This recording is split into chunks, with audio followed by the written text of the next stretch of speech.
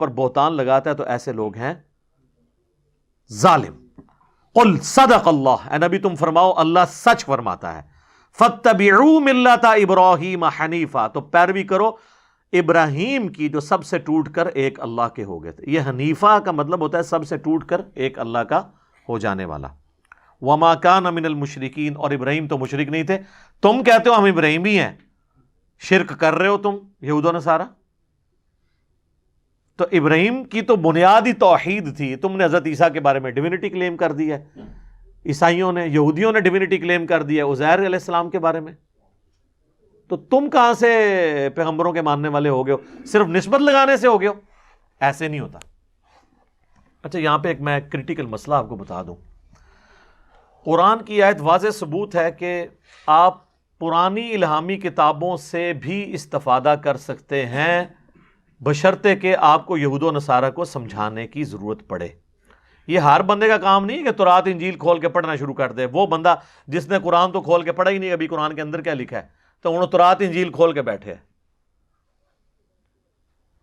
ایسے بندے کو تو الٹا لٹکانا چاہیے۔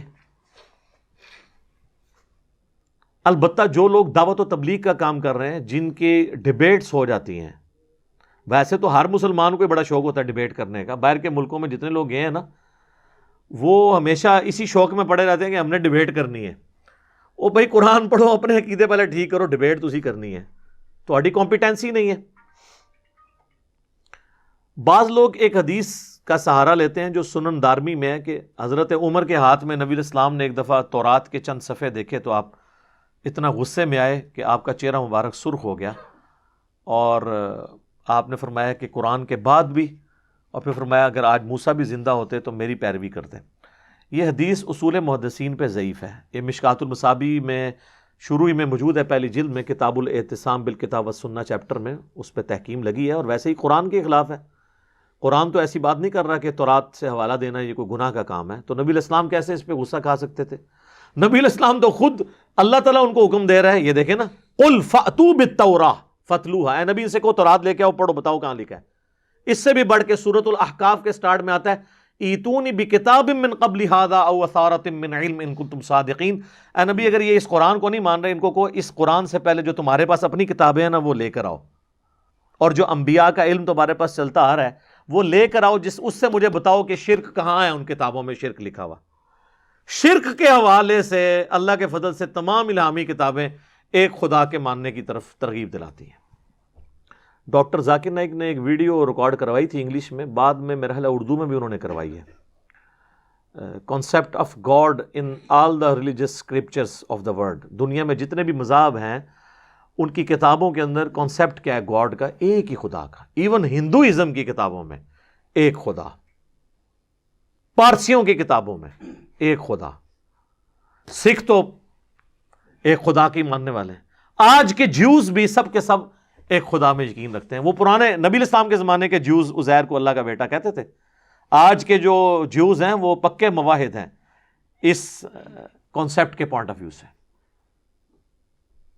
کرسچنز کی کتابیں بھی، کتنے کرسچنز مسلمان ہوئے ہیں اپنی انجیل پڑھ کے، کہ اس میں جو خدا کا کنسیپٹ لکھا ہوا ہے ایک خدا کا، یہ معاملے پریکٹیکلی تو ایگزسٹ ہی نہیں کرتا، صرف مسلمان جو ہے وہ اس کنسیپٹ کو لے کے چل رہے ہیں۔ اور یہ بھی اللہ کا مسلمانوں پہ بڑا کرم ہے کہ ایز فار ایز توحید فی الذات از کنسرنڈ، تاحال امت مسلمہ شرک سے محفوظ ہے۔ صفات میں ضرور شرکیہ عقائد ہے، لیکن خدا کی ذات کے حوالے سے کسی نے شرک نہیں کیا۔ نبی علیہ السلام کو کبھی کسی نے اللہ کا بیٹا قرار نہیں دیا۔ ہر کوئی نماز میں پڑھتا ہے محمدن عبدہ و رسولہ۔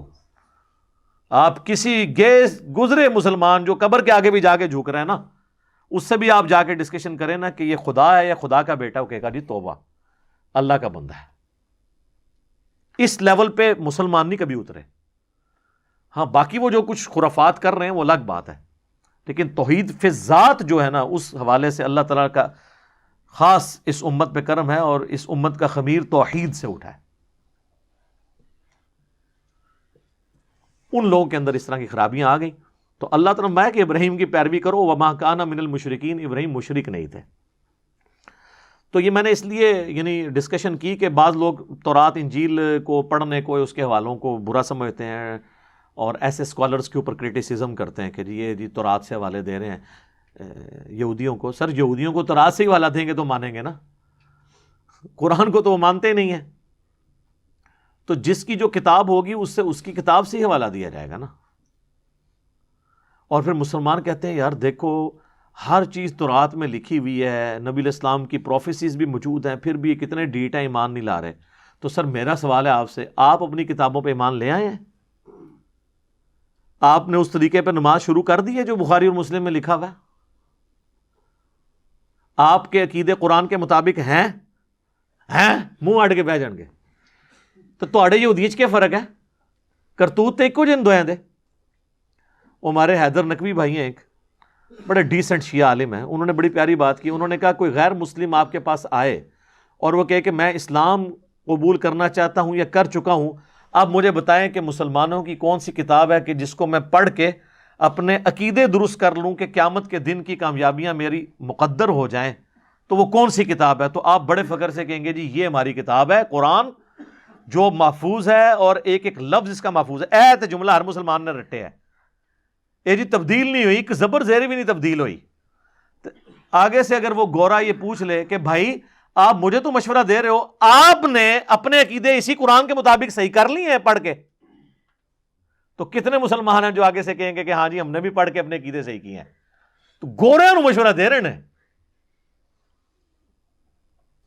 کوئی سیریس لینے. یہ تو صرف کتاب اس لیے مسلمانوں کے پاس کہ مردے بخشوا لے, اس سے نہیں بخشے جانے ہیں. یہ قرآن آپ ساتھ بھی کہیں کسی میت کے ساتھ قبر میں دفن کر دیں نا, کوئی فرق نہیں پڑنا.